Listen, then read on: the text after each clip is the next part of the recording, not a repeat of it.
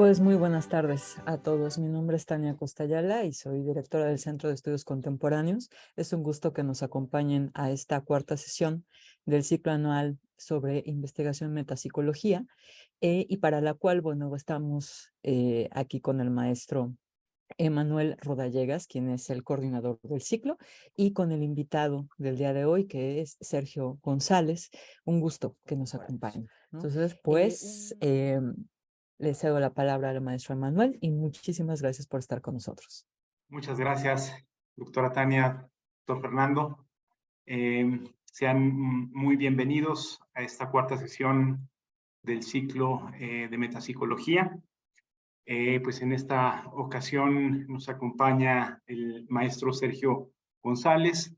Estamos muy emocionados, muy contentos de tenerlo con nosotros en este trabajo que ha iniciado pues en enero. Como ya se comentó, esta es nuestra cuarta sesión. En este momento del ciclo nos encontramos explorando,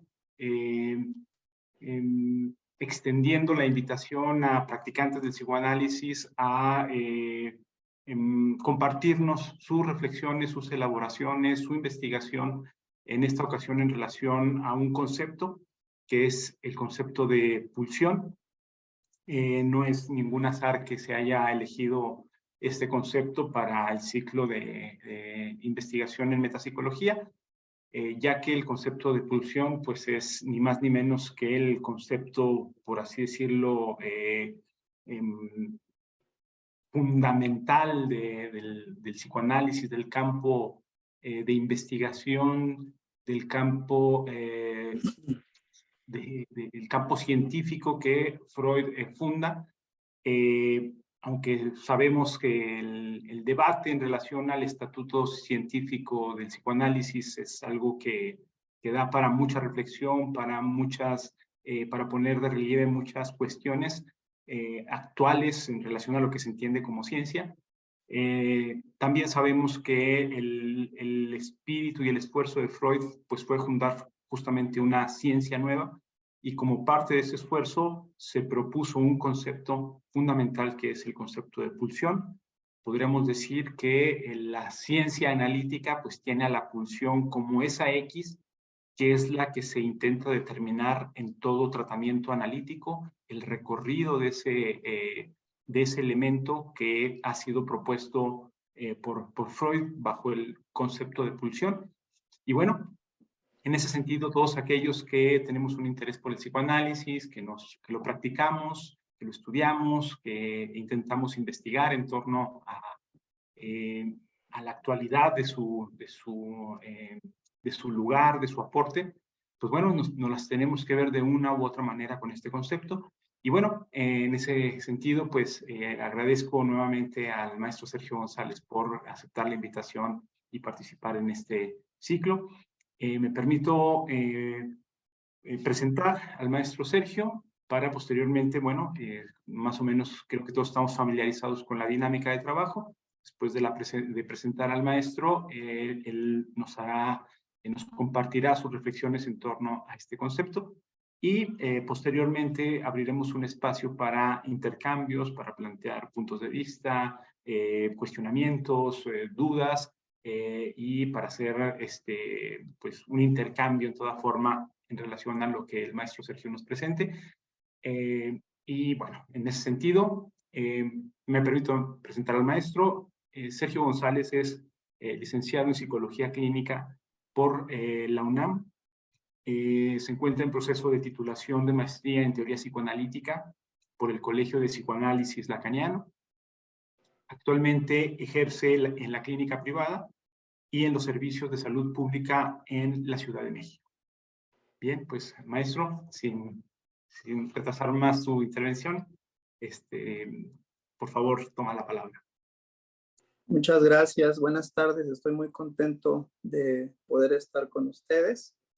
Y bueno, como lo sabemos, todo lo que engloba digamos, este terreno de la metapsicología es extremadamente complejo. Realmente nos daría para horas y horas y meses de reflexión y de debate. Por lo tanto, mi intervención no pretende ser exhaustiva en este sentido, sino que he elegido algunos puntos que personalmente me interesan y me inquietan bastante.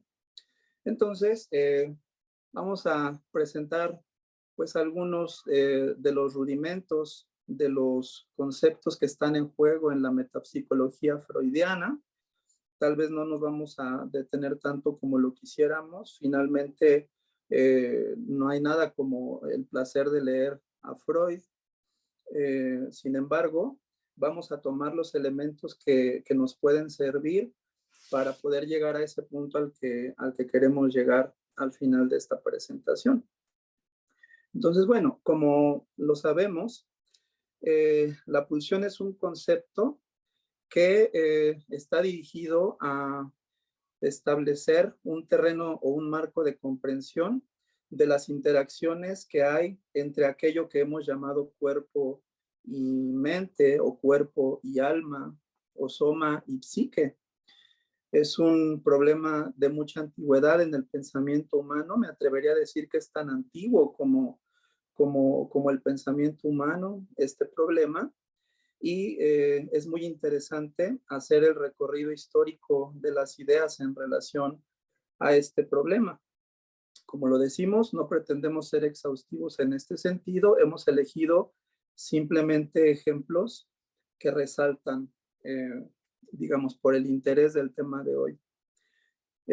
Para nuestra cultura occidental, por ejemplo, uno de los mayores referentes en relación a la cuestión de la relación entre soma y psique puede ser ubicado en Platón, por ejemplo, en el siglo IV antes de Cristo, ¿no? Donde había, bueno, toda clase de reflexiones al respecto, pero aparentemente Platón en su genialidad tuvo ese privilegio de poder condensar y formalizar una serie de nociones que parecían flotantes en las, digamos, en las épocas históricas previas a su aparición y a su intervención en el conocimiento. A pesar de, digamos, ese sentido incluso romántico en el que se le clasifica actualmente a la filosofía platónica, realmente valdría la pena hacer una revisión de lo que ha establecido ahí como un antecedente para comprender de manera más amplia nuestro presente, ¿no? Entonces, hablemos de ese primer momento de la formalización racional de la relación entre psique y soma en Platón, y la invitación pues a revisar sus pormenores. Pues nos saltamos mucho tiempo, hasta el siglo IV después de Cristo, para ubicar por ahí a un San Agustín, pues que en este caso es muy interesante porque podríamos decir que generó la idea de un acceso a la salvación por los, digamos, los caminos de la más absoluta racionalidad. Era una especie de enciclopédico que, digamos, generó una primera forma dualista de establecer este problema. Y ahí aparece en San Agustín esta noción que recorrerá la historia, en donde el cuerpo parece estar marcado por una especie de estigma demoníaco que permanece siempre amenazante ante lo que es del espíritu, ante lo que es del pensamiento, ¿no? El maniqueísmo de San Agustín siempre denunció ese peligro de lo corpóreo respecto de lo espiritual y de lo elevado de las ideas. Adelantándonos mucho en la historia occidental, retomamos a Descartes, allá por el siglo XVII, en donde encontramos en él esa primera explicación sistemática de las relaciones entre la mente y el cuerpo. Curiosamente, para el tema que nos convoca hoy, se le podría considerar como un fundador de la teoría del reflejo, porque verdaderamente buscó el fundamento de sus nociones directamente en ese empirismo del cuerpo, ¿no? Fue a investigar verdaderamente los mecanismos reflejos para poder establecer las bases de una estructuración filosófica de la relación entre mente y cuerpo, ¿no? Sabemos que por ahí había una marcada inclinación teológica de su parte, lo cual, si bien puede ser discutible para algunos, me parece que más bien es de interés el hecho de que esa vena teológica esté presente en prácticamente todos los pensadores que alcanzaron este nivel, ¿no? Más que un desprecio apresurado o el considerar como una especie de defecto intelectual la presencia de la fe, habría que preguntarnos más bien por qué es tan persistente, por qué aparece tan frecuentemente a la hora de abordar estos problemas, incluso con las intenciones más objetivas. Entonces, incluso es tan sorprendente la investigación de Descartes que llegó a declarar que en la glándula pineal se encontraba ese punto localizable de la relación entre la mente y el cuerpo. Y digo que es sorprendente porque para la época que corresponde, pues no existían, digamos, las tecnologías y el tipo de investigaciones que permitan deducir de manera tan exacta las funciones de una glándula especial como lo es la glándula pineal. A las alturas de nuestros tiempos, conocemos ahora sí de manera más específica el tipo de glándula, el tipo de hormonas que se producen en esa glándula y sus, digamos, sus efectos pues generales en el sistema nervioso. Incluso a estas alturas de la historia se han descubierto formas sintéticas de estimular esa glándula, produciendo experiencias psicodélicas del más amplio interés, no solamente recreativo, sino incluso en su sentido terapéutico, ¿no? Entonces, de manera que desde el siglo XVII Descartes ya pudiera contemplar la importancia incluso metafísica de este órgano del sistema nervioso, pues es una cosa en verdad fascinante, ¿no? Traza entonces una radical distinción ontológica entre mente y cuerpo, el cuerpo considerado como materia extensa, ¿no? Y digamos, lo espiritual o lo mental como algo puramente hecho de pensamiento. Y en esta búsqueda de una certidumbre, a partir de un trabajo riguroso, un trabajo lógico riguroso, digamos que nos entregó las bases para un racionalismo que marcó, por lo menos 400 años de filosofía con esa inclinación objetivista, con esa inclinación positivista, pero al mismo tiempo abriendo una gran crisis intelectual en el pensamiento que hasta ahora pues no ha sido resuelta.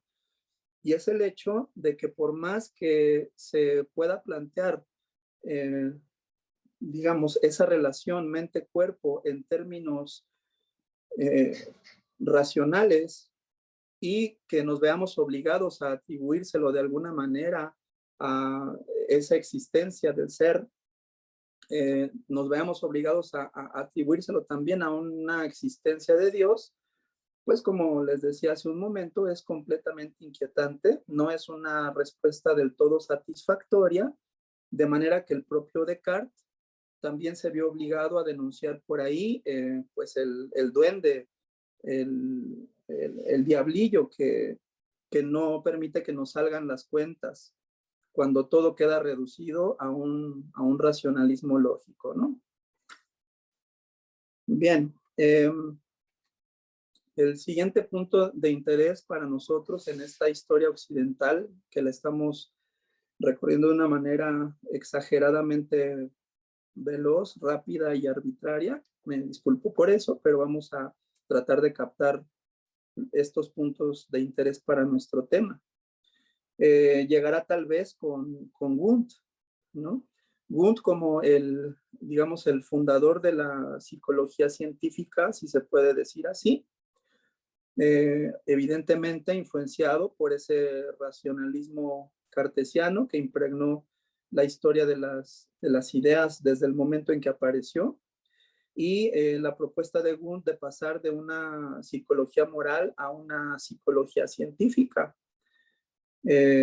lo cual pues es muy llamativo, porque en este punto de la historia se estaría proponiendo eso científico, eso lógico, como una especie de superación de un oscurantismo que había que dejar en el pasado, ¿no? Es una promesa que sonaba así y que estaba muy en concordancia con otros procesos históricos concomitantes, como lo es la propia revolución industrial, que traía de manera intrínseca esa misma promesa de la superación de un oscurantismo humanista para pasar a, digamos, el nivel elevado de la tecnocracia del ser humano, ¿no?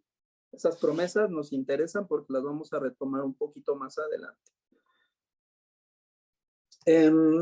Entonces, voy a leer un poquito esta nota que hice. Nos dice que, curiosamente, en cuanto Wundt empezó a plantear este modelo científico para sustituir lo que llamó la psicología moral, pues tuvo mucho éxito y las universidades imitaron esta cátedra de psicología experimental por todas partes.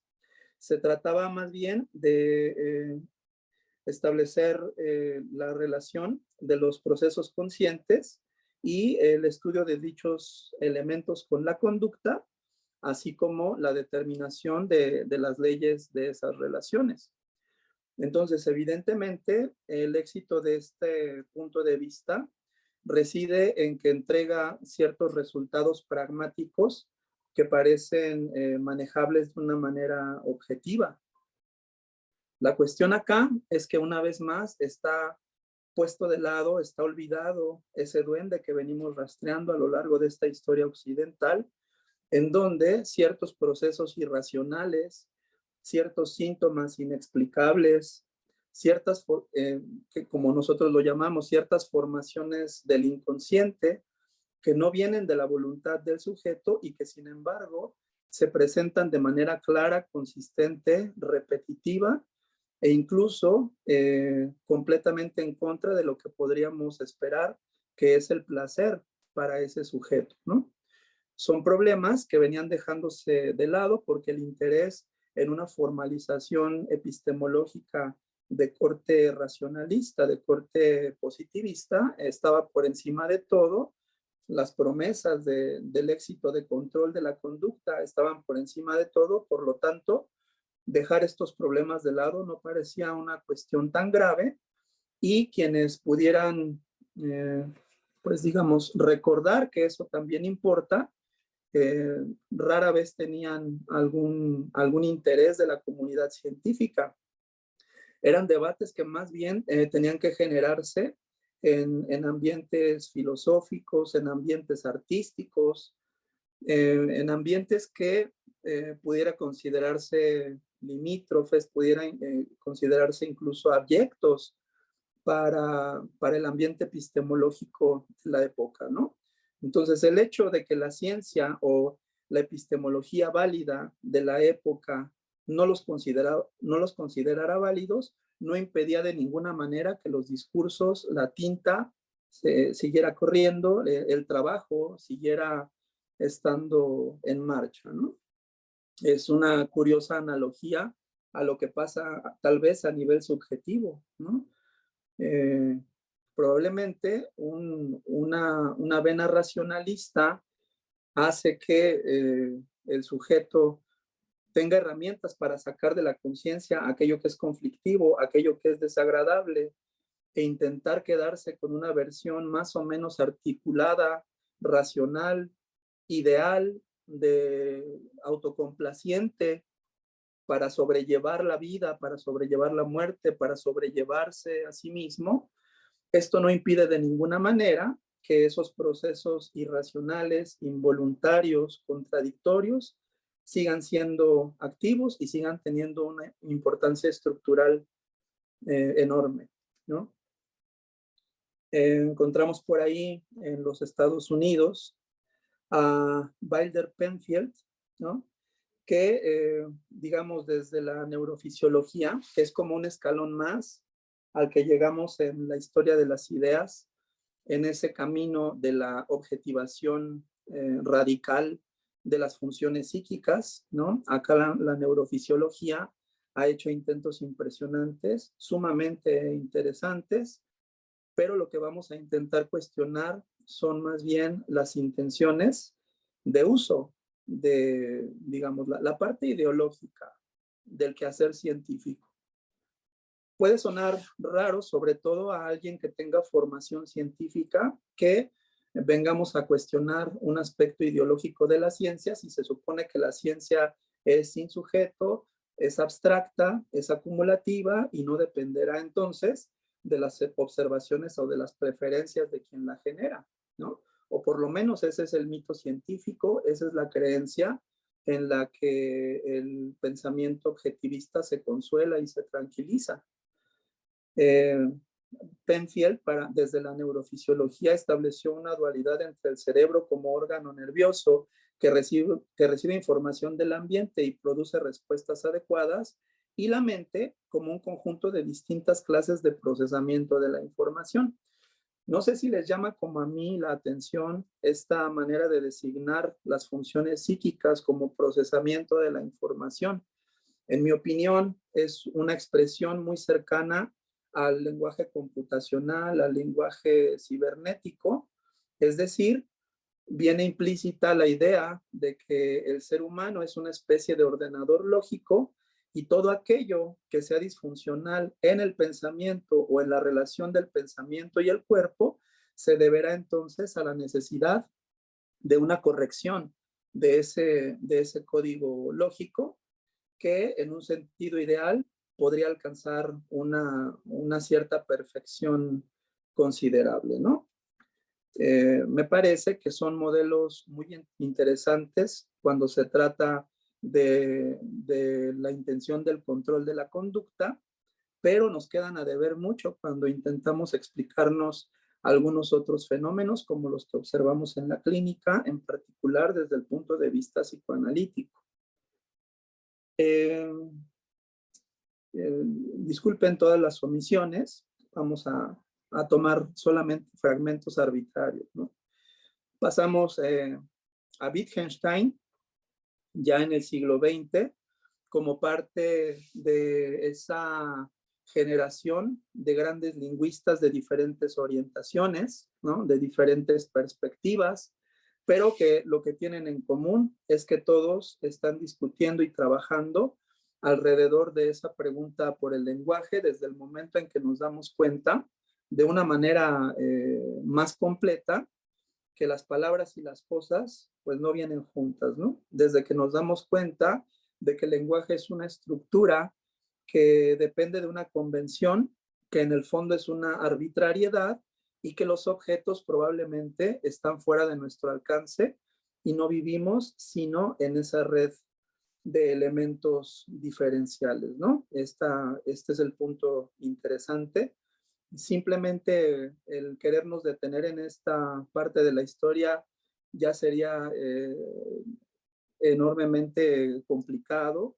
Abordar a cada uno de esos lingüistas importantes, algunos de los que más nos interesan en psicoanálisis son Jacobson, por ejemplo, con esas teorías funcionales que siguen siendo fecundas, pero simplemente tomemos de Wittgenstein esta frase que para mí es breve pero inquietante, en donde nos dice que el significado de una palabra es su uso. Es un posicionamiento interesante porque se remite no solamente a una discusión abstracta del lenguaje, no solamente al sentido de la interacción de sus signos, sino que pone muy en claro ese terreno empírico en el que se genera el lenguaje, que finalmente es el hablante. Nos está recordando entonces que más allá de del dogmatismo involuntario con el que hemos venido utilizando el lenguaje generado por nosotros mismos de manera inconsciente, de manera no premeditada, por la necesidad de no matarnos entre nosotros, por la necesidad de incluso darle satisfacciones parciales a nuestros impulsos agresivos y poder coexistir entre nosotros en el mundo, ¿no? Entonces nos está recordando que eso que llamamos significado y que muchas veces creemos darlo por hecho, queremos saber lo que son las cosas, en realidad tenemos que ir a verificarlas y a buscarlas en la manera en que los individuos utilizan como un instrumento del lenguaje.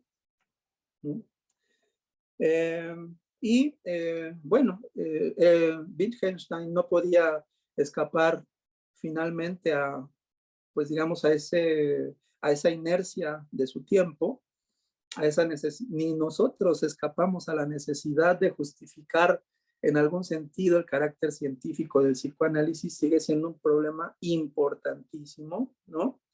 Así que, si bien Wittgenstein podía, digamos, abordar este aspecto antropológico del lenguaje, sí existía en él una pretensión final de llegar a una formalización del lenguaje para posibilitar su estudio científico, ¿no?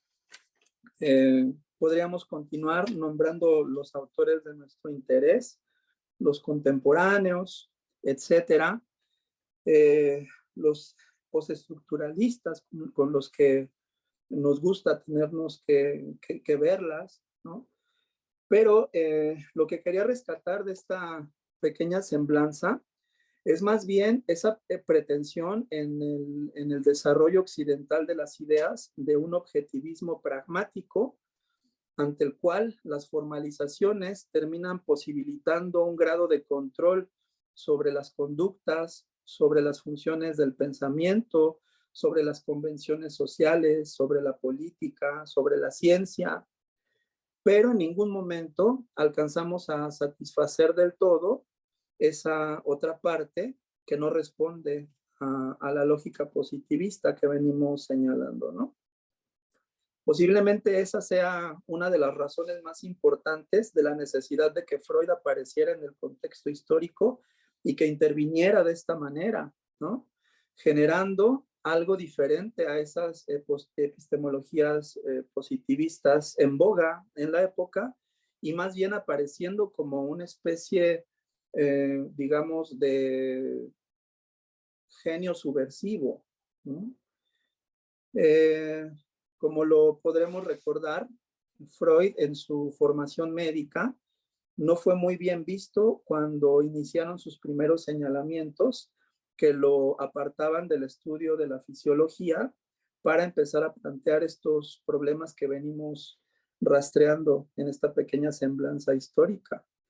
Fue incluso más bien rechazado, ridiculizado, aislado, ya que pues esto seguramente representaba algún tipo de peligro para la hegemonía del paradigma dominante de la época, ¿no?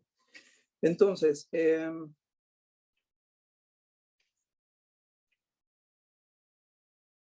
así es. Entonces quiero leer una pequeña nota que también hice por acá y dice, aún contando con la conceptualización freudiana que cuestiona el pragmatismo con el que se señala la validez del conocimiento, hoy en día las líneas pragmáticas gozan de mucha popularidad, incluso aunque la ciencia no goza del mismo prestigio.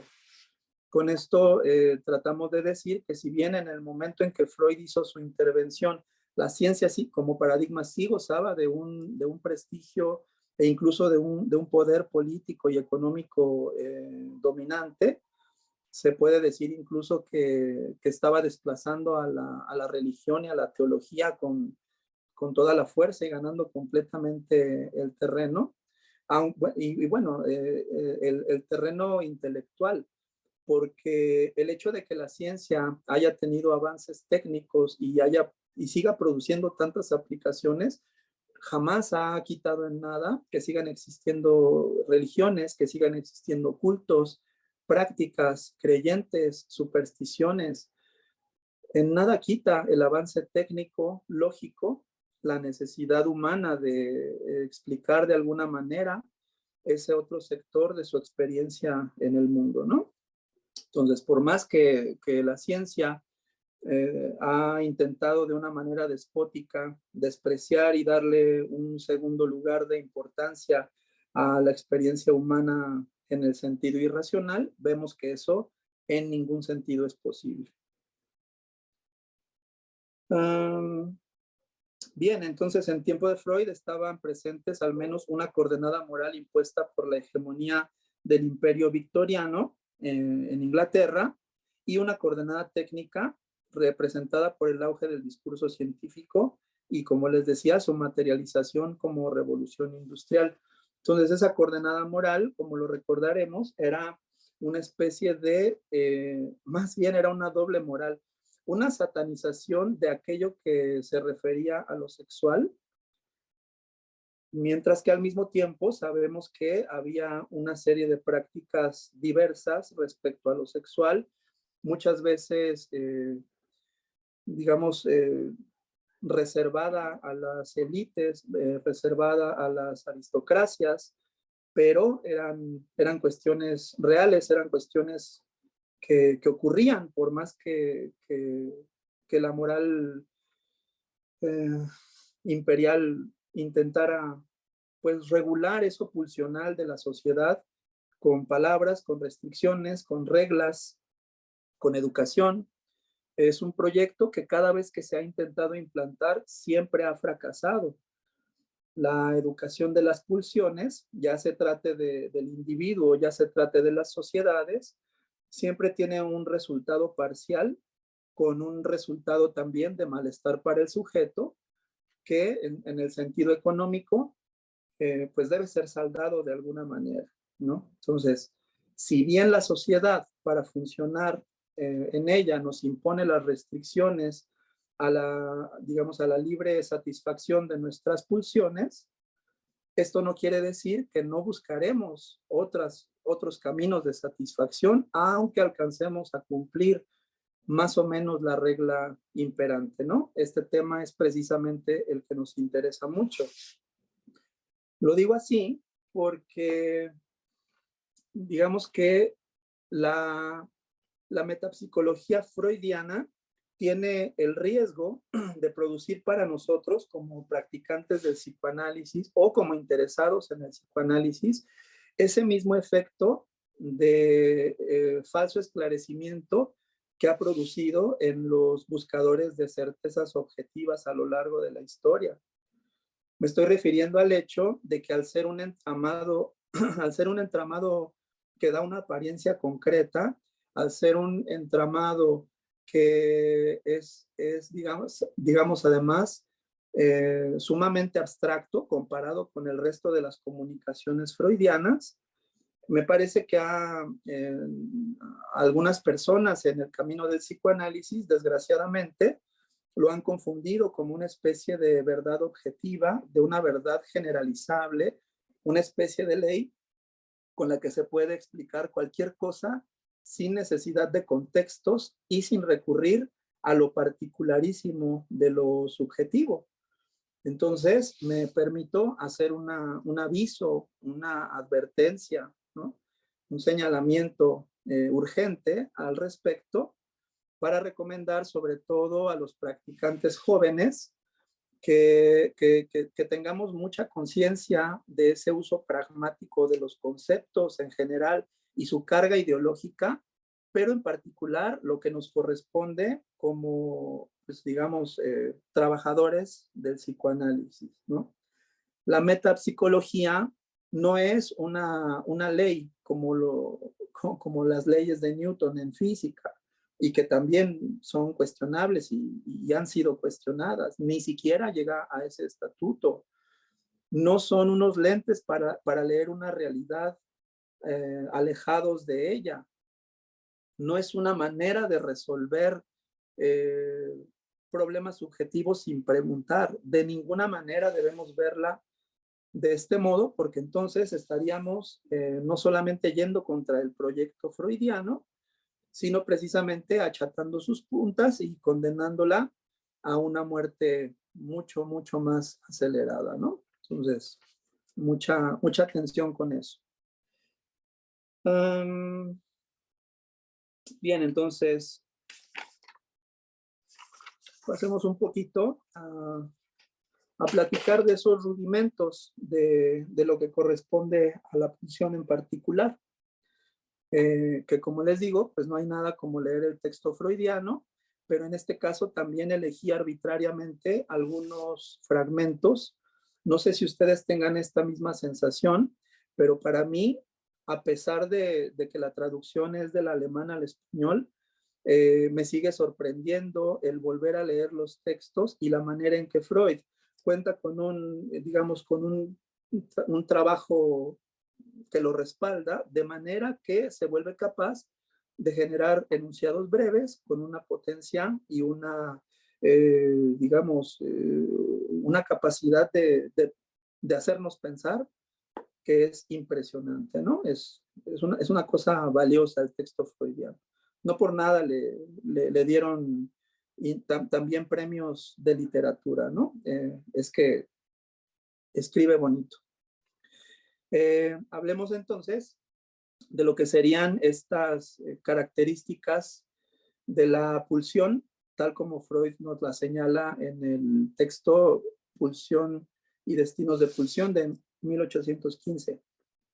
Entonces, Freud nos habla de una meta de la pulsión, o ciel, se escribe con Z, y nos dice, es en todos los casos la satisfacción que solo puede lograrse cancelando el estado de estimulación en la fuente de la pulsión. Si lo recordamos, Freud elabora este texto precisamente preguntándose por esa zona de difícil determinación, esa zona limítrofe, que es el punto de contacto entre las estimulaciones orgánicas del cuerpo, las estimulaciones celulares, incluso llega a decir, y la posible representación de eso que se puede generar en el psiquismo humano, ¿no?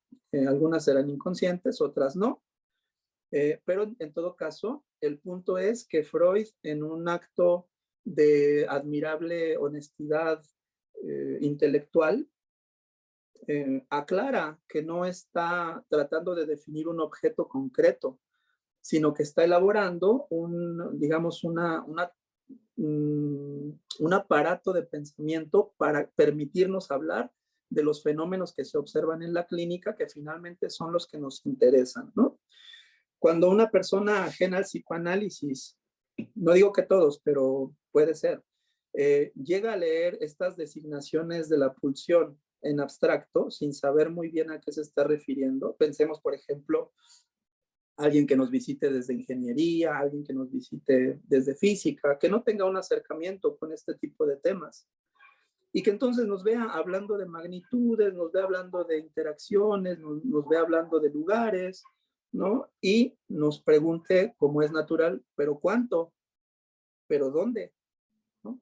Y nosotros tengamos que responder, pues, ¿cuánto? No importa tanto saber cuánto en un número, no importa cifrarlo. ¿Dónde? Sí tenemos un nombre para decir dónde, pero coordenadas no sabría decirte, ¿no? Probablemente pues se sienta un poco decepcionado o timado y pues podría no tomar muy en serio lo que estamos diciendo, ¿no? Porque eso pareciera como una especie de embuste, una especie de engaño rimbombante que no tiene ninguna base, ¿no? Entonces, cabe aclarar que no se trata de ninguna manera de eso. Esta manera de escribir de Freud denuncia la necesidad de que existiera un paradigma que pueda abordar esta cuestión en vistas de que la ciencia como tal no podía. De hecho, la ciencia en un sentido riguroso y sistemático es quien se dedicó a, digamos, a acumular esa basura para la ciencia, ¿no? A poner de lado todos esos fenómenos no cuantificables, no observables, no localizables para decir eso no importa, vamos a ver lo que sí se puede ver. Y eso de alguna manera facilitó, me parece, el trabajo de Freud al ver que pues, todo ese material, alguien se tenía que encargar de eso. No es basura como se pudo pensar, alguien tiene que encargarse de eso, ¿no? Entonces la metapsicología es ese paradigma no típico, ese paradigma contestatario, ese paradigma subversivo que tiene la intención de permitirnos hablar de eso que hasta el momento se encontraba simplemente rechazado, ¿no? Entonces, Freud toma en cuenta, ahí tenemos una fisiología freudiana, ¿no? Que a lo mejor se inauguró desde el proyecto de ¿cómo se llama? Neurofisiología para psicólogos. A lo mejor me equivoco por ahí. Fisiología. Proyecto de fisiología para psicólogos. De psicología para neurólogos, discúlpenme. Proyecto de psicología para neurólogos, que según cuenta la historia fue tan insatisfactorio para él que terminó en el cesto de basura. Alguien lo habrá rescatado y por eso llegó a nosotros, pero no era intención de Freud que eso formara parte de su obra, ¿no? Si recuerdan un poquito ese texto, ya desde ahí veíamos una necesidad de Freud digamos, de seguir atendiendo las demandas de rigor científico que su labor neurofisiológica le exigía, pero esa necesidad constante también de pasar el supuesto límite de las explicaciones objetivas para pasar a un terreno que en ese momento parecía incomprensible, charlatanería, el mismo tema de siempre, ¿no? Por no tener esa apariencia cerrada de la concreción lógica positivista, termina apareciendo cualquier otra cosa, menos algo que deba estar en la universidad, en el laboratorio, en el libro, etcétera, ¿no?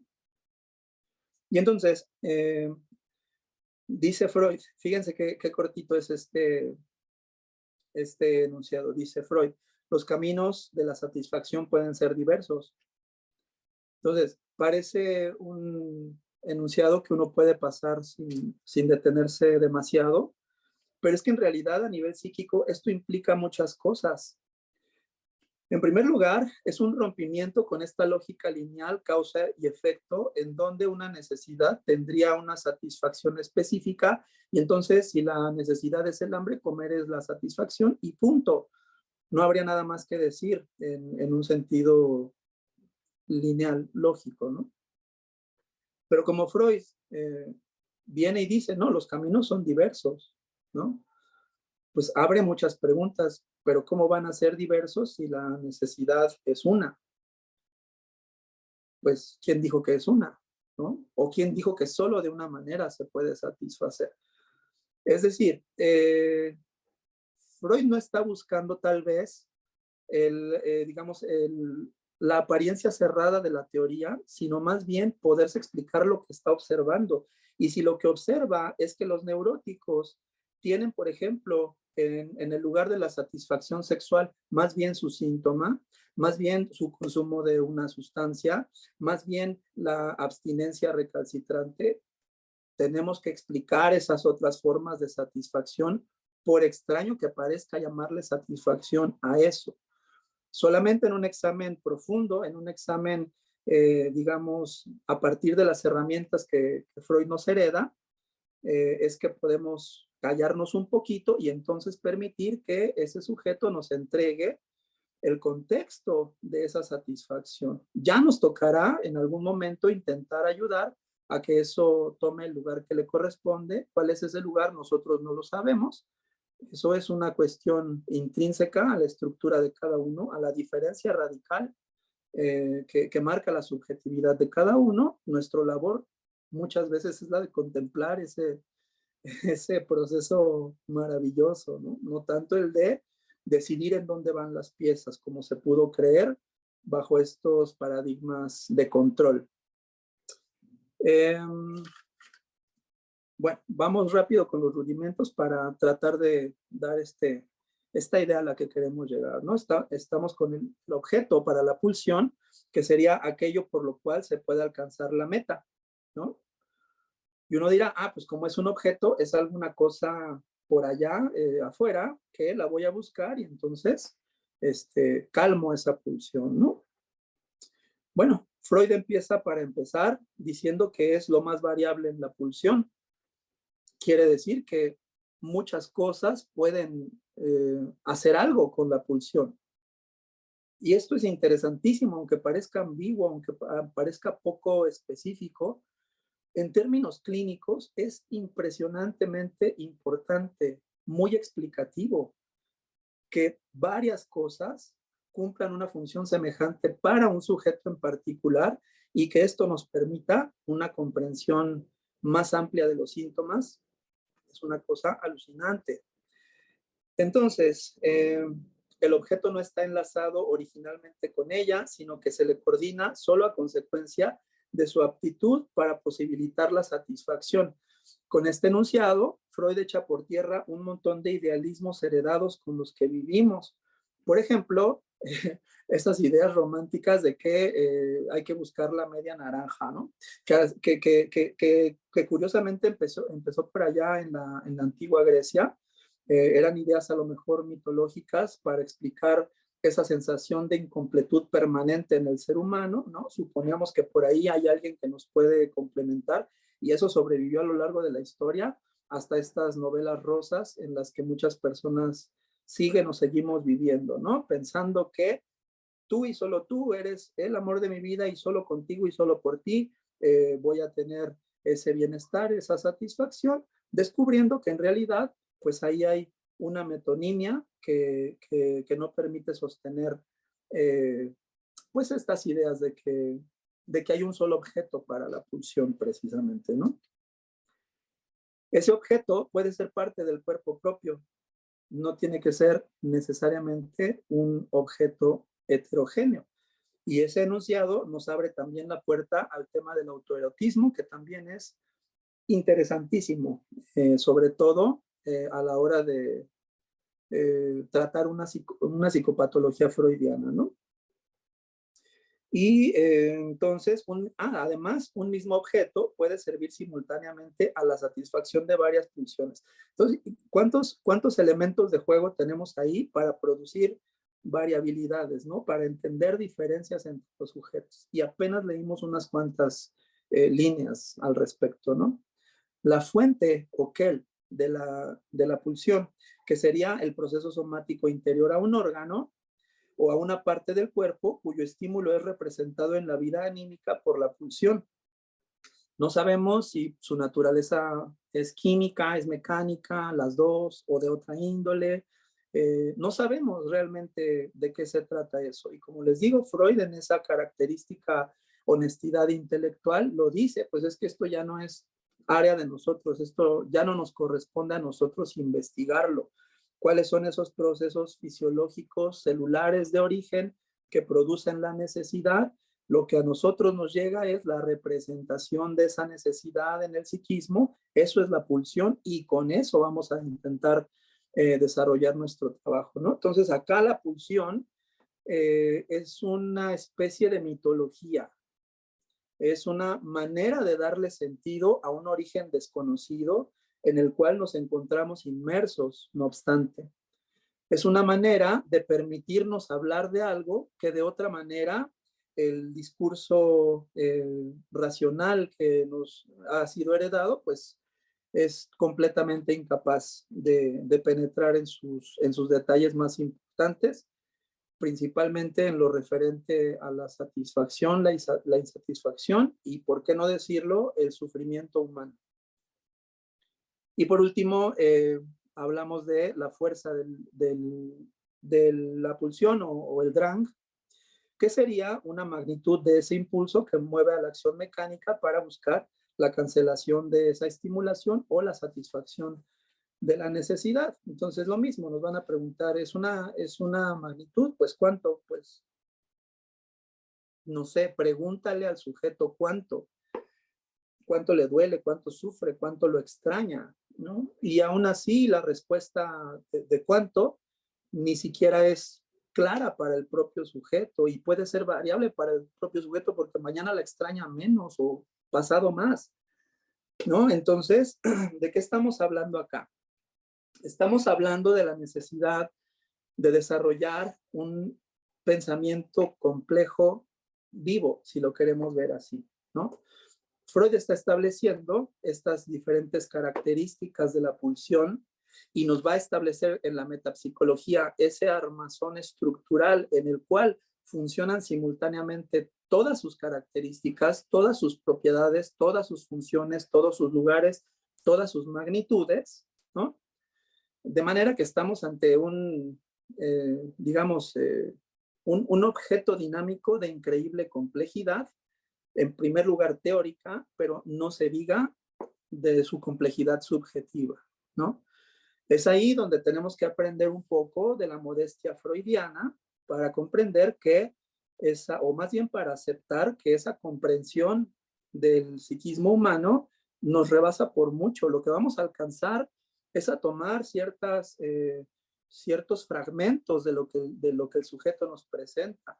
Y con esos fragmentos debemos estar lo mejor ubicados posibles para poder hacer algo en el sentido de, digamos, facilitar el orden económico que ese sistema estaría buscando de forma autónoma, de forma espontánea, porque una vez más, no estamos acá para hacer ortopedias, solo porque tenemos estos sofisticados aparatos de trabajo clínico que nos ha dado Freud. O sea, no estamos nosotros para armar rompecabezas, para hacer ortopedias, para formar de una o de otra manera a ese sujeto, sino todo lo contrario. Nuestra labor tiene mucho más que ver con saber ocupar ese lugar que muchas veces es de espectador, no solamente de escucha, que permita que las cosas fluyan y hacia donde la tendencia está apuntando. Y una vez que eso ocurra, tendremos cosas que cuestionarle al sujeto seguramente, ¿no? Si eso que desea en verdad lo quiere, o si eso que supuestamente quiere en verdad se trata de un deseo genuino, o si eso que desea o quiere le conviene a fin de cuentas, ¿no? Nos toca hacer ese tipo, digamos, de consideraciones o de poner sobre la mesa preguntas que, si bien también pueden tener cierto origen abstracto, pues depende mucho de ese estilo y de esa habilidad de cada uno, de ponerlos a trabajar en el sentido, no hablemos ni siquiera de un beneficio o de la salud de un paciente, porque ya, o sea, tenemos la propia experiencia freudiana, contiene los elementos de su propio desmantelamiento. Entonces, ni siquiera podemos hablar nosotros tranquilamente de la salud o del bien de un paciente o de nosotros mismos o del otro. Ya ni siquiera podemos hacer eso. Entonces, más bien estamos asistiendo, tenemos el privilegio de asistir al fenómeno de la subjetividad, ahí donde alguien nos confía y nos supone un saber, y a lo que podemos aspirar es por lo menos a soportar lo suficiente esa contradicción, esa variabilidad, esa economía particular del sujeto, esos desplantes, esas ausencias, soportar lo suficiente en nuestro lugar como para algún día estar en posición de, digamos, ponerlo frente a él de manera que tenga sentido, que no sea una receta hueca, vacía y hecha, sino que sean cuestionamientos capaces de simbrar las bases estructurales de esa subjetividad y esperar que eso pues sea útil para el sujeto en el sentido en que él entienda su felicidad, por llamarlo así. No sé cómo andamos de tiempo, si alcanza para el último comentario o si pasamos a las preguntas y respuestas. Estamos concluyendo el tiempo más o menos reservado para intervención, pero si te parece bien, Sergio, disponemos de un tiempo más para que concluyas tu intervención. Gracias, voy a tratar de comentarlo en 5 minutos. Bueno, entonces, el interés de seleccionar estas viñetas o estos pasajes históricos o estos fragmentos para nada abarcadores de lo que es la metapsicología es para, como les decía, hacer un aviso, sobre todo a los practicantes jóvenes, porque los que mientras más vamos siendo mayores, como que es un poco más complicada esa flexibilidad. No digo que todos, ¿no?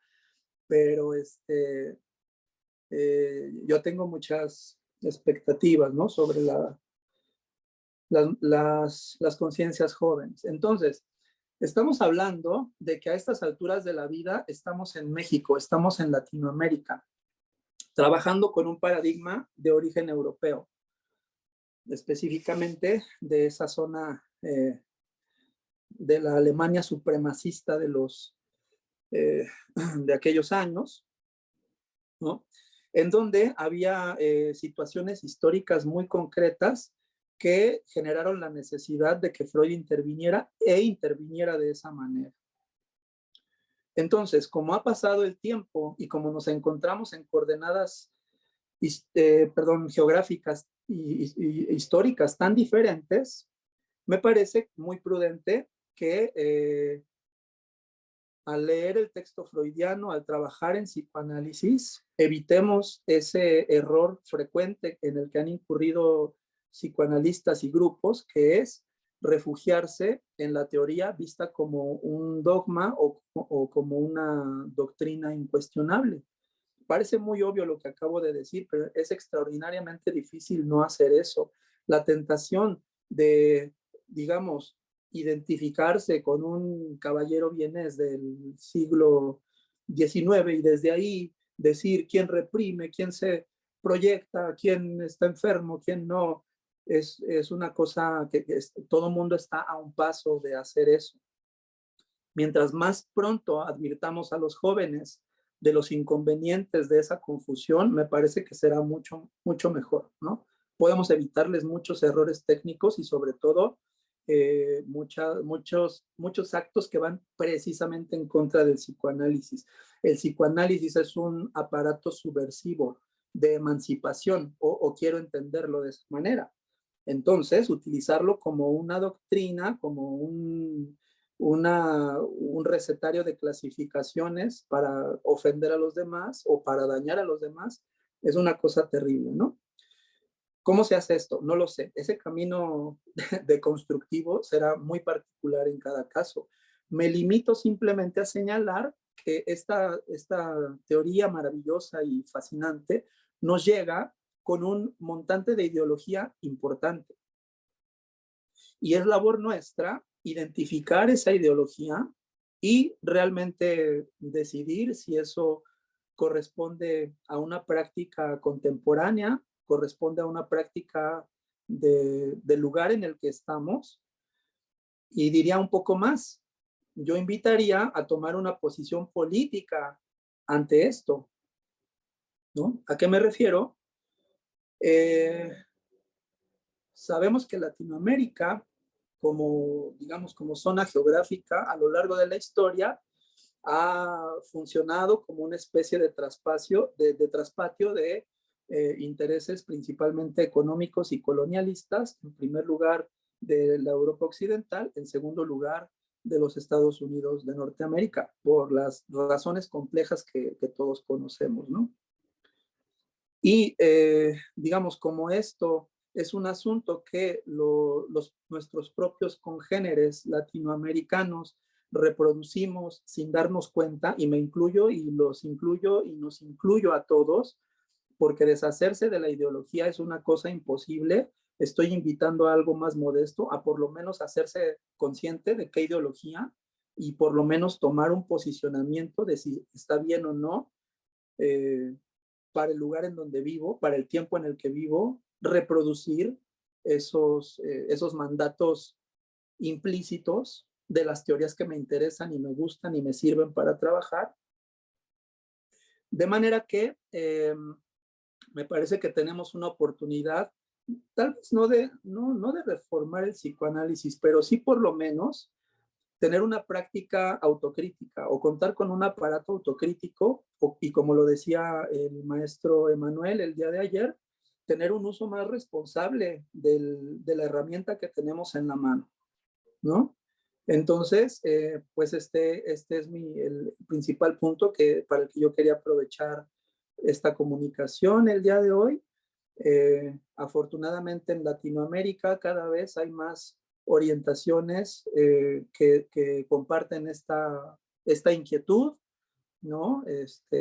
Por mencionar alguno, todos esos autores que nos hablan de decolonización son más que recomendables. No estoy recomendando apegarnos a ser militantes de nada, pero sí a darnos la oportunidad de ver las cosas desde la perspectiva que nos corresponde, que es esta. Entonces, sería todo. Muchas gracias. Muchas gracias, nuestro Sergio. Pues ha sido muy interesante este recorrido que nos compartes, que nos propone también puntos para discutir, y para crear, por supuesto, formas de posicionamiento en relación al quehacer en psicoanálisis y, por supuesto, a las herramientas con las que contamos en psicoanálisis. Pues vamos a dar la oportunidad a que los asistentes nos hagan llegar sus inquietudes, sus dudas, sus comentarios. Vamos a invitar a los asistentes a ello. Les recordamos que pueden hacerlo enviando mensaje por el chat, o pueden encender su micrófono directamente, levantando su mano. Bueno, vamos a dar un pequeño tiempo para ver si alguien se anima. Bien. Hander ha levantado la mano. Adelante, por favor, Hander. Si Hola, puede ¿me encender su escuchan? micrófono. ¿Sí, me escuchan? Sí. A ver. No, muchas gracias al profesor Sergio y al Centro de Estudios Contemporáneos. La verdad es bien enriquecedora volver a estos temas y sobre todo en un abordaje tan amplio como el que acaba de hacer el profesor Sergio. Varias cuestiones, sobre todo frente a esta última reflexión que hacía el profesor sobre, digamos, el carácter ideológico del psicoanálisis. Yo creo que en la medida que estamos pensando de que el propio inconsciente es un proceso de condicionamiento tanto en la psicología profunda individual como en la organización social como un todo, el inconsciente ya nos coloca, digamos, en un establecimiento de la ideología. Yo creo que eso lo tiene claro Freud desde la propia formulación de su metapsicología. Pero entonces en esa medida también se le cuela aquello que para Freud no se le hacía, digamos, consciente.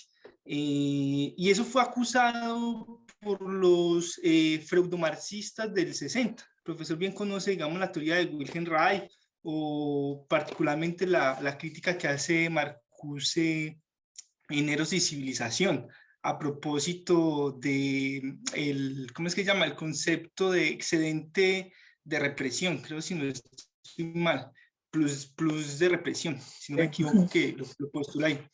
Entonces, yo creo que es una discusión que pues, digamos, desde los 60 ya se ha venido estableciendo mucho con estos teóricos. Lo interesante de este comentario del profesor es pensarlo a partir de América Latina.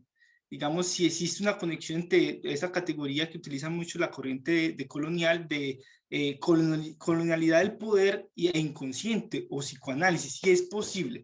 Habrían para mí, en ese caso, por lo menos dos posibilidades. Una, desechar completamente las categorías metapsicológicas y la propia práctica terapéutica del psicoanálisis como un ejercicio de la colonización del poder o de la colonialidad del poder, es decir, como un ejercicio ideológico de dominación, y por otro lado, utilizar y partir del propio psicoanálisis como práctica y como metapsicología en el ejercicio, digamos, de la descolonización. Yo creo que el camino sería el segundo, en el sentido que para mí la propia colonialidad del poder y estas corrientes en América Latina también se pueden entender como corrientes ideológicas y como reflejo del propio momento contemporáneo del desarrollo del capitalismo. Es decir, no solamente por el hecho de hacer un locus de enunciación o un posicionamiento de América Latina, es que se tiene, digamos, una verdad absoluta, y eso en teoría social y en las ciencias en general siempre es el meollo del asunto. Es decir, siempre un posicionamiento epistémico va a implicar un posicionamiento político. Y en mi caso, y eso también va un poco en lo que decía el profesor, tal vez un cierto bias dogmático frente a Freud, y es que la posición tiene que ser la segunda, es decir, desde el psicoanálisis, desde la propia metapsicología, y que me parece que fue lo que hizo Marcuse, tratar de realizar una crítica a las herencias coloniales en la subjetividad, digamos, del tercer mundo latinoamericano, el tercer mundo africano, etcétera. Contemporáneamente yo sé que se han dedicado a eso pensadores y profesores como David Cuellar Pavón. Creo que él tiene una serie de artículos sobre el asunto, que me parece muy diciente. Ahora, frente al tema mismo de la pulsión, a mí me pareció frente a todo el recorrido que claro, siempre se deja este tema de la pulsión, primero como una crítica a un pseudoconcepto, como una especie de fantochería de los psicoanalistas, para dejar por fuera lo que citamos sería una psicología rigurosa o una psiquiatría bien rigurosa y la posibilidad de hacer un diagnóstico, digamos, de manera más clara. A eso es lo que el profesor llamaba un poco como esos vicios positivistas. Pero a mi entender, y en todo el recorrido, Freud se da cuenta que hay una dificultad de definir la pulsión, en el sentido de que habría una dificultad de definir el fenómeno humano en cuanto tal de manera unívoca. Y me parece que de esas cuestiones, y Freud nunca dice que él es un dialéctico o que él hace uso del tema de la dialéctica, pero me parece que es muy diciente en la teoría de la pulsión y en la metapsicología en general ese carácter dialéctico de las categorías. O sea, la pulsión usted no la puede definir de manera estática, no la puede definir de manera unívoca, como decir, la señalo con un dedo o la defino de manera estática, sino que la pulsión siempre está movilizando y lo que moviliza es el pensamiento del analista y al mismo tiempo la actividad de la terapia pues, psicoanalítica. Es un concepto y una categoría sumamente dialéctica y yo me haría su génesis y el profesor muy bien lo enunciaba con Platón. Parece que la lectura que Freud hace de Platón, particularmente el concepto de Eros, para definir la pulsión, en este texto del 15 no aparece, si no estoy mal, citado Platón, pero yo veo mucho una conexión ni siquiera con el diálogo del banquete, sino con el Fedro. En algunos pasajes del Fedro, esa definición de pulsión. Sí. Y por otro lado, el tema de los destinos. O sea, si bien la pulsión no se determina de manera estructural o de manera unívoca para todos los seres humanos, sino que se mantiene ese carácter, digamos, dinámico, Freud sí llega a hablar de unos destinos de la pulsión, casi como si una especie de tendencias que se van a mantener. Hay un texto que yo tenía aquí mis anotaciones, un texto del 10 de 1910 sobre un tipo especial de la elección de objeto en psicoanálisis, donde Freud llega más o menos a hablar y hace toda una organización, un tipo de elección masculina del objeto. A mí eso me hizo un poco ruido en el momento que el profesor estaba exponiendo, porque pues me movilizaba como a pensar todavía más. Un texto del 10, luego en el 15 él va a ir definiendo este tema de, ¿cómo es que se llama?, de los destinos de la pulsión. Y por otro lado, la interconexión entre cultura y pulsión. O sea, la pulsión, si bien es un límite entre lo somático y lo psíquico, la pulsión también es un límite entre lo subjetivo y lo objetivo, o entre lo individual y lo social, porque la cultura también moldea la plasticidad de las pulsiones. Y en ese sentido yo creo que, y ahí va pues el artículo, el libro, mejor dicho, de Marcuse, cómo la cultura misma va a organizar definidos o determinados pulsiones para cada época histórica. Y ese era como el comentario. Muchas gracias de nuevo al centro y al profesor Carl. Gracias. Me gustaría hacer un comentario muy breve al respecto. Me alienta mucho el entusiasmo que demuestras y todo lo que suscitó en ti esta presentación. Y me gustaría solamente hacer un comentario. Es que esto que tú propones acerca de la necesidad de tomar un posicionamiento tiene diferentes niveles y, digamos, puede tener también diferentes objetivos, ¿no? Por una parte, nosotros en esta conversación sobre temas específicos y trayendo nuestras inquietudes específicas desarrolladas a lo largo de nuestras trayectorias académicas, tal vez, pues sí, a lo mejor vamos a querer liberar a América Latina o alguna cosa así, ¿no? De esos yugos ideológicos inconscientes. Ok, eso nos podría corresponder a quienes llevamos las cosas a ese nivel, pero como trabajamos con individuos y con sujetos que no necesariamente están inmersos en ese tipo de reflexión o no necesariamente tienen esas inquietudes, en ese nivel también existen, digamos, esos efectos emancipatorios en la medida en que uno se vuelve un poquito más consciente de esa ideología que lo atraviesa. Ahorita que te escuchaba hablar, me acordé del ejemplo de un paciente hace tiempo, ¿no? Que llegaba con la queja de que su familia lo criticaba mucho, ¿no? Su esposa y 2 hijas, es un hombre y su esposa y 2 hijas, estaban muy molestas con él porque le decían que él era muy egoísta siempre y él no alcanzaba como a entender por qué, ¿no? Pero lo mandaron al psicólogo, ¿no? Y aceptó.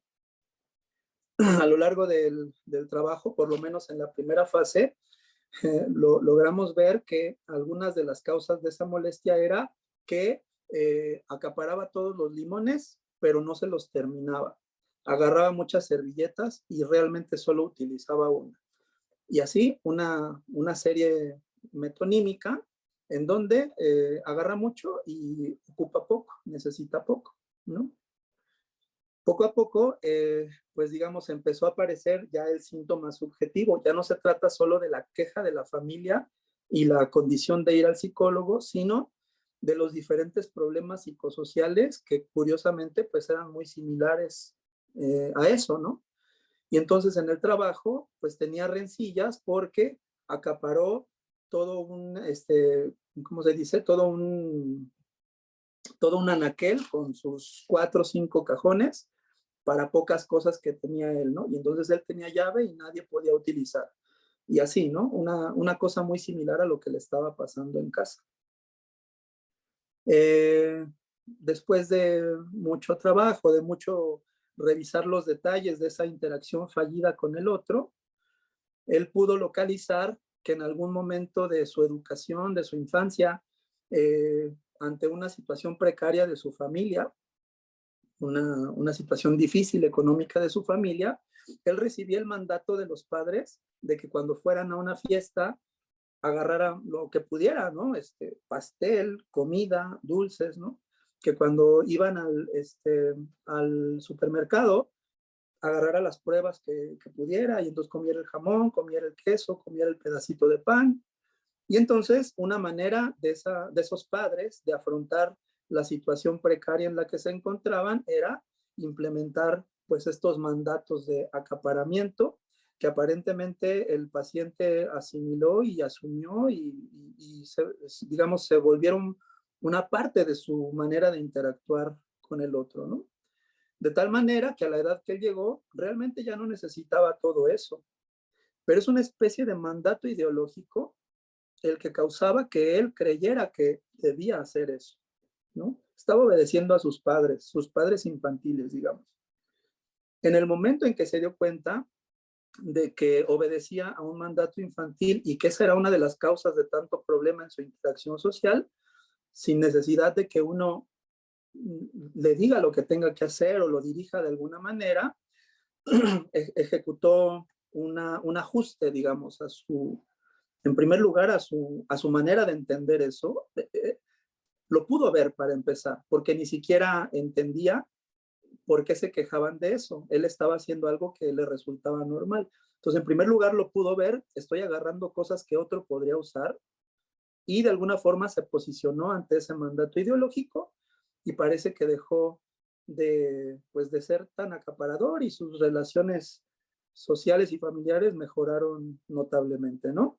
Ahí encontramos de todas formas un factor obsesivo, como nos podríamos imaginar, que merecía mucha atención, pero lo tomo como un ejemplo de que ese cambio ese cambio del posicionamiento respecto a la ideología se puede dar en muchos niveles. No solamente se trata de este nivel intelectual alto al que nosotros aspiramos, sino que en el sujeto común que no tiene interés en temas clínicos, filosóficos, ni de esta índole, ocurren los ajustes respecto a la ideología sí, nosotros desde nuestro lugar analítico, pues buscamos que esa ideología entre a un terreno de cuestionamiento, ¿no?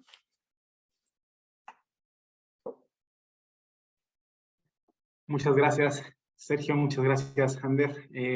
Tenemos un par de mensajes en el chat, pero había levantado primero la mano Manuel Venegas. Si le parece, Manuel, encender su micrófono y enseguida leo los comentarios que están en el chat. Sí, muchas gracias. Buenas tardes. Hola. Yo, bueno, a lo largo de estas últimas semanas, este tema sobre la pulsión ha estado como rondando mi mente porque, bueno, yo acabo realmente de salir de la carrera de psicología, entonces estoy como con mucha información por acá, así haciendo el servicio, sin tener realmente tantas cosas como decir cómo se supone que lo aterrizo.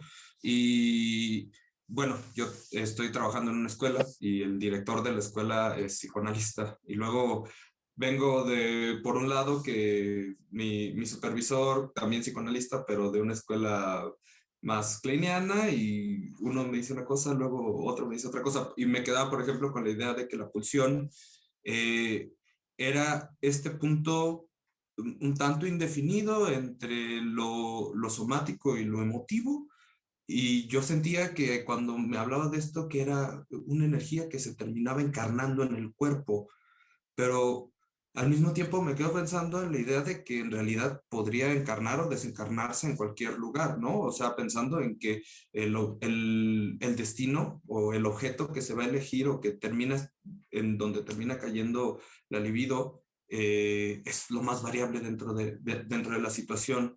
Pero empiezan a surgir más dudas, más dudas en mí, porque aparte, por ejemplo, hoy le preguntaba precisamente a mi jefe en un descanso, como, oye, ¿para ti qué es la pulsión? Tú cómo la definirías? Y él me decía, ¿no? Como el instinto retenido por el lenguaje. Entonces estoy como, ¿cómo podría hacer una concatenación entre esas dos ideas? Porque, pues, por el momento, como digo, ¿no? Estoy como así rebotando entre una y entre otra y entre, por ejemplo, lo que me dice alguien y lo que luego yo leo y lo que luego mi jefe, yo platicando con él, me dice. Entonces estoy así como, ¿qué onda con todo esto? Porque, por ejemplo, con esta situación de, no sé de dónde vino, por ejemplo, este planteamiento de aquello que se encarna, ¿no? Pero que eh, desde que empecé como a estudiar esta parte, se me hace interesante y como que llega otra vez ese concepto de que, ok, es algo que se está terminando de encarnar, no necesariamente en el cuerpo, pero sí puede ser en algo del cuerpo, ¿no? Pero así como se encarna, se desencarna. Ok. Mira, me parece que lo más valioso de la situación en la que te encuentras es el hecho de que te inquiete y que te produzca muchas preguntas. Esa es la parte más importante y si me permites una recomendación, sería muy bueno que aprendas a tolerar esa coexistencia de preguntas y de ideas que aparentemente son contradictorias. Sería algo muy conveniente que las puedas mantener sin intentar, digamos, enfrentarlas para ver cuál es más fuerte o más certera, y más bien probar a cada una en la medida en que te vayas aproximando a otros textos, en que tengas una práctica clínica, en que vayas a conferencias, en que platiques con personas con una cierta experiencia. Ahí es en donde vas a tener una oportunidad de probar cada una de esas hipótesis, inquietudes, preguntas o angustias incluso, ¿no? Entonces, esto es en concordancia, digamos, con, si quisiéramos extraer algunos colorarios de lo que puede definir este paradigma de la metapsicología, uno de ellos precisamente podría ser el de la recursividad, si lo puedo llamar así, ¿no? Con recursividad me quiero referir a que tenemos elementos múltiples, simultáneos, presentes en el sujeto o en la teoría también. Y entonces, digamos, en la medida en que están disponibles para generar un problema, para responder otro, para hacer avanzar una pregunta, para descartar otra. Entonces, no son cosas correctas e incorrectas. Son recursos que están presentes y que en un momento son útiles y que en otro momento a lo mejor tendrán que estar guardados. Pero el punto importante acá es que nos estamos entrenando en un pensamiento complejo, ¿no? La metapsicología es un entrenamiento en un pensamiento complejo. Entonces, si te das cuenta, acá se está revelando esta ideología que nos atraviesa, que tiene que ver con que hay una causa, hay un efecto y dame un resultado, y entonces me desespero cuando aparecen cosas múltiples, que no sé cuál es la buena, no sé cuál es la mala, ¿no? Y entonces la metapsicología es una de las formas en que podemos hacer esa gimnasia de mantener nuestra atención en los diferentes factores dinámicos, el no esperar a que se detengan para decir algo de ellos y el poderse concentrar en determinado momento en su fase económica, en su fase tópica, yo qué sé, según sea el caso, habrá que saberse mover de uno a otro de esos lugares, ¿no? Entonces, ninguna de las definiciones que diste es incorrecta por sí misma. Lo que pasa es que cada una de ellas tendrá pertinencia según el contexto al que nos estemos refiriendo, ¿no? Entonces, más bien te sugeriría que lo veas como una especie de riqueza, el poder acumular nociones diversas que van a dibujar diferentes aspectos de lo que queremos entender o lo que queremos vislumbrar, y tu propia experiencia pues ya te llevará a enfocarte más en algunas que en otras, pero yo lo recomendaría así, ¿no? Se trata de desarrollar un pensamiento complejo y apartarnos de ese atravesamiento ideológico positivista de cuál es la causa, cuál es el efecto y darme un resultado, ¿no? Muchas gracias. Gracias, Manuel. Gracias, Sergio. Me permito comentar, retomar un par de mensajes que se han enviado. Santiago nos dice, no tengo mucha formación en psicoanálisis, pero pregunto, ¿qué hace que siga vigente el psicoanálisis o por qué sigue viva esta teoría? Eso es un cuestionamiento. Por el otro lado, Gabriel dice, hace un tiempo el profesor David Pavón Cuellar hizo una buena pregunta. ¿Descolonizarnos del psicoanálisis o descolonizar al psicoanálisis? Él responde, utilizar al propio psicoanálisis para el mismo objetivo. Es un artículo altamente recomendable. Y Jander agradece a Gabriel por esta recomendación.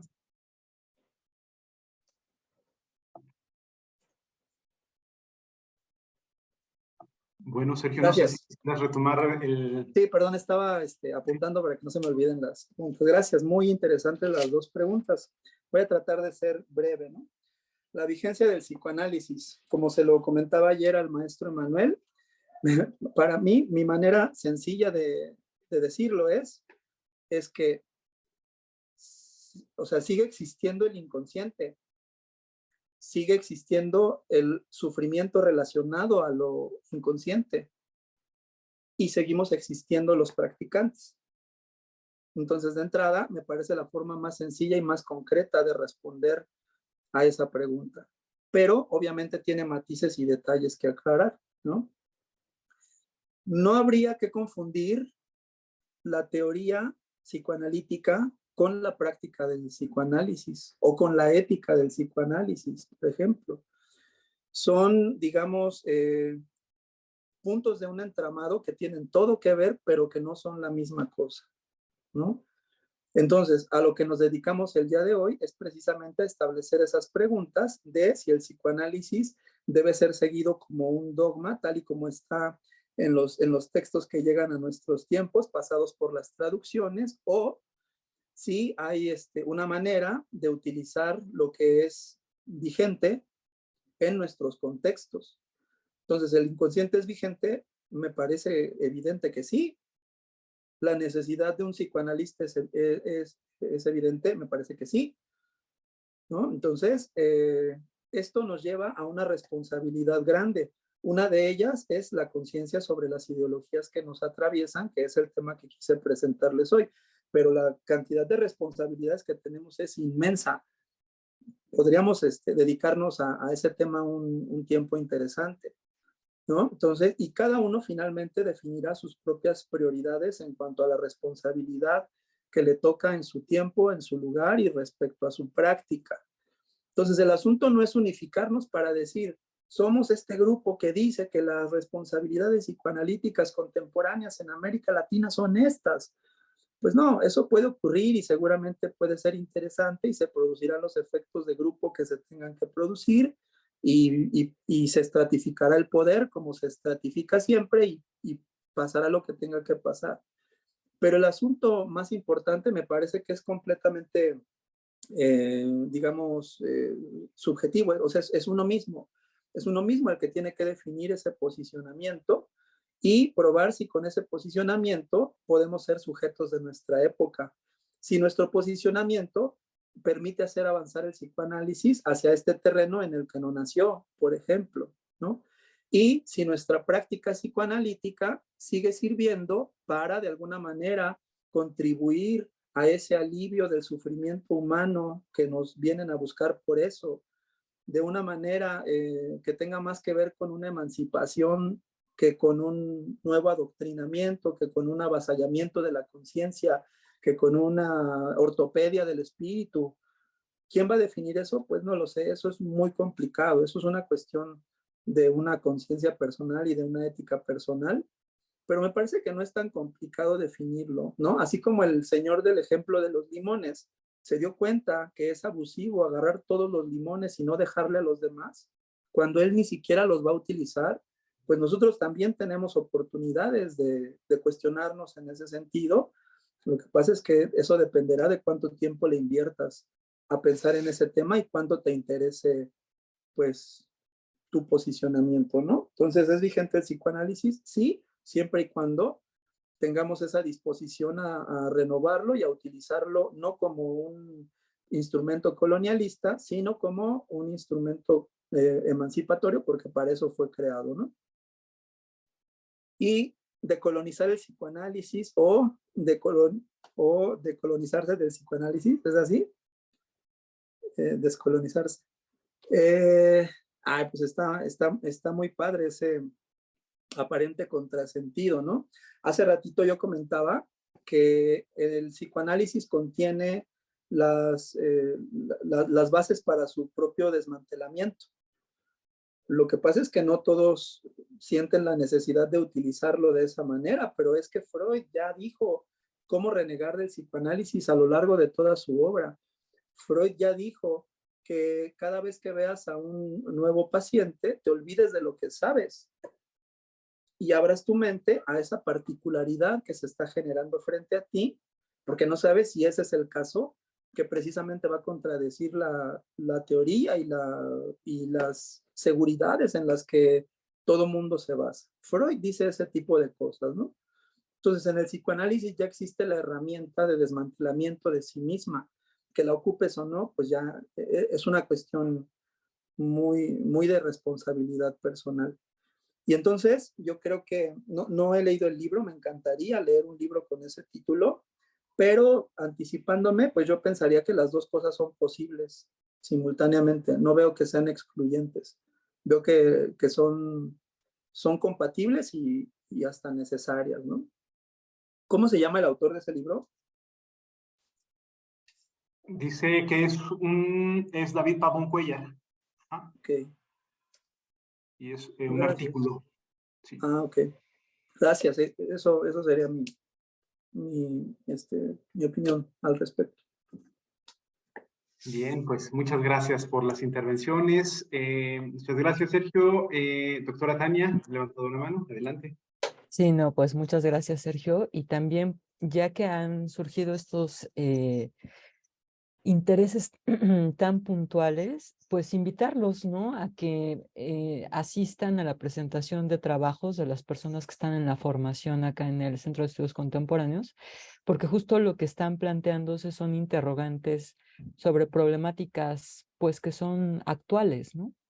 Y que nos queda a nosotros hacernos cargo de ellas y colocarlas en situación y pensarnos a partir justo de eso y plantearse un contexto en donde la teoría psicoanalítica, la praxis psicoanalítica, la posibilidad de entablar diálogos en relación a a la clínica propiamente, permite justo una expansión de un horizonte desde el cual se deconstruye una posición justamente sobre la existencia propia, ¿no? Entonces también está, bueno, los trabajos de cierre de semestre. A quien le interesa nos puede escribir, ¿no? Al WhatsApp para incluirlos. Y también, bueno, un coloquio que van a tener los integrantes de la formación, que ese todavía, bueno, faltan unos meses, les haremos llegar justo la invitación, todo, y bueno, ahí habrá más personas para estar, pues intercambiando, ¿no? Que una práctica requiere justo del ejercicio constante, de la lectura, de la referencia, de la reflexión, para que pueda, pues digamos, no estatrificarse, justamente no quedarse estática, sino más bien estar constantemente en un intercambio de orden dialéctico, ¿no? Entonces, pues sí, la invitación está ahí para quien quiera acompañarlos y pues muchas gracias. Muchas gracias. Bien, pues estamos en tiempo. Para finalizar, pues reiterar el agradecimiento a los participantes, a los interesados por su atención, por sus intervenciones, al maestro Sergio por proponernos esta manera de concebir el quehacer psicoanalítico, esta manera de pensar justamente las herramientas con las que trabajamos, y pues eso abre interrogantes, eso abre más trabajo, y eso pues es por supuesto deseable y es necesario, ¿no? Entonces, pues los invitamos a, a la próxima sesión del ciclo, que será, no tengo ahorita exactamente la fecha, pero igualmente será la última semana del mes de mayo. Estará con nosotros el colega Arivante Díaz, y les pedimos que igualmente estén atentos a la difusión del evento para que tengan posibilidad de llenar el formulario y que de esa manera les lleguen las aulas de las sesiones correspondientes. Y pues bueno, les enviamos un caluroso abrazo, esperamos que tengan un puente muy grato y muy productivo. Y bueno, pues muchísimas gracias nuevamente a todos. Aquí está hay algo de información en el chat que se ha difundido para que tengan conocimiento de estas actividades, y pues en breve nos encontramos nuevamente. Muy, muy buena tarde. Gracias. Buenas Muchas noches, gracias. hasta pronto. Buenas Bueno. noches.